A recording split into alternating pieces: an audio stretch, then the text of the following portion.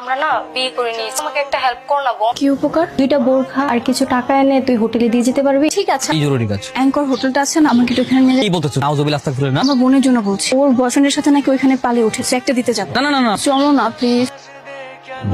Principal স্যারের মেয়ে sir. আমার মেয়ে হয়ে তুই হোটেলে গিয়েছিলি? আমি হোটেলে কেন যাবো? কে গিয়েছিল হোটেলে? সালমান ভাই নিয়ে গিয়েছিল। ওই তুই আমি তো বাসায়। এক্ষুনি আমার বাসায় আয়। তোরা এত বড় সাহস, তুই আমার মেয়েকে নিয়ে হোটেলে গিয়েছিস? বিশ্বাস করো আমি না যেতে চাইনি, সালমান ভাই আমাকে হোটেল দেখানোর জন্য নিয়ে গিয়েছে। আর যখন কিনা বলেছে হোটেলে থাকতে হবে, তখন আমি চলে এসেছি। তুই আমার সহজ সরল মেয়েটাকে নিয়ে হোটেলে চলে গেলি? হারামজাদা।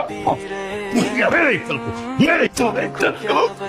তোকে আসলে জনগণের সামনে মানা উচিত। হ্যাঁ স্যার, কোনো সমস্যা নেই স্যার। আমি আমার স্বার্থ সবকিছু খুলে ফেলছি যাতে রাস্তার সমস্ত জনগণ দেখুক আমি কিছু করতে রাজি।